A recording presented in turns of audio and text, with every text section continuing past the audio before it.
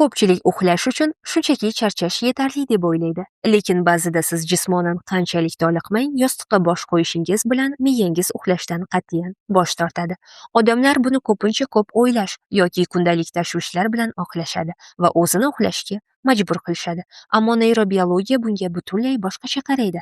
Agar siz charchagan bo'lsangiz ham uxlay olmasangiz, bu shunchaki o'y-xayollar emas. Bu sizning miyangiz kimyoviy darajada qulflanib qolgani va asab tizimi xavf signali ostida qotib qolganidan darak beradi. Uyqu bu shunchaki dam olish emas, u miya hujayralarini o'zini zaharli qoldiqlardan tozalaydigan yagona fiziologik jarayondir. Agar siz tunda uxlolmayotgan bo'lsangiz, demak miyangiz o'zini tozalash rejimiga o'ta olmayapti. Bugun biz nima uchun charchasak ham uxlay olmasligimizning asl ilmiy sabablarini va miyadagi bu kimyoviy qulfni dorilarsiz tabiiy yo'l bilan qanday ochish mumkinligini tahlil qilamiz. Avvalo, uyqu inson uchun nima uchun hayotiy zarur ekanligini ilmiy tomondan tushunib olaylik. 2013-yilda neyrobiologlar miyada glimfatik tizim deb ataluvchi mexanizmni kashf qilishdi.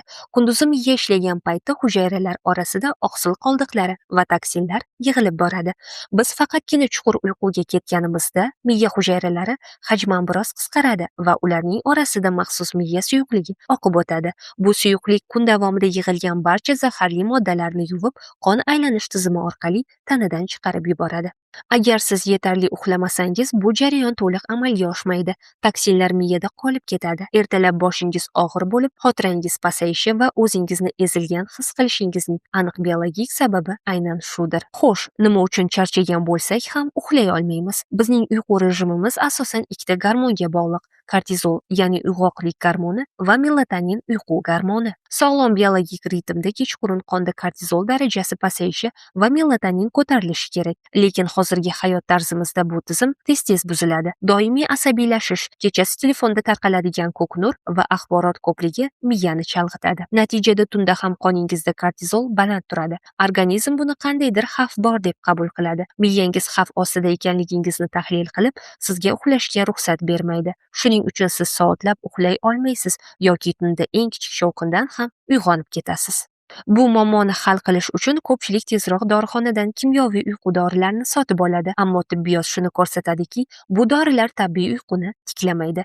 Kimyoviy preparatlar asab tizimi faoliyatini shunchaki sun'iy ravishda tormozlaydi. Ular bizga miya o'zini tozalashi uchun kerak bo'lgan tabiiy va chuqur uyqu fazasini bermaydi. Shuningdek, dorilar o'ziga qaramlik chaqiradi. Dori ichib uxlagan odam ertalab o'zini dam olgandek his qilmaydi. Aksincha, kun bo'yi holsiz va mudroqda yuradi. Haqiqiy uyqu faqatgina asab tizimi tabiiy ravishda tinchlangandagina yuz beradi. Kimyoviy dorilarga murojaat qilishdan oldin organizmning o'z muvozanatini tiklash uchun kundalik odatlarga o'zgartirish kiritish zarur.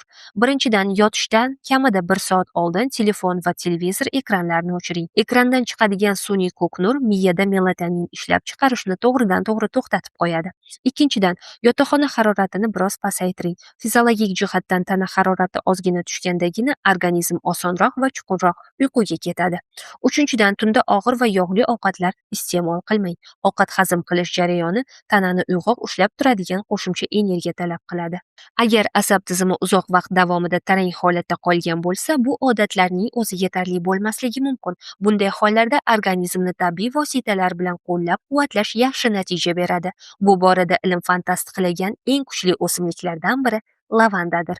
Lavanda shunchaki tinchlantiruvchi hid emas, uning tarkibidagi linolol deb ataluvchi faol modda miyadagi GABA retseptorlari bilan bevosita reaksiyaga kirishadi. Bu retseptorlar asab tizimi tarangligini pasaytirish uchun javobgardir. Sun'iy Products tomonidan taklif etiladigan lavanda asosidagi tabiiy vositalar miyani kimyoviy dorilar kabi tormozlamaydi. Ular kortizol darajasini xavfsiz tushirishga va organizmni tabiiy, sog'lom uyquga tayyorlashga yordam beradi. Uyqu bu jismoniy va ruhiy sog'lig'ingizning tiklanishi uchun eng muhim vaqt. Uni sun'iy dorilar bilan aldamang. Asab tizimingiz nima uchun zo'riqayotganini tushuning va unga tabiiy xotirjamlik qaytaring.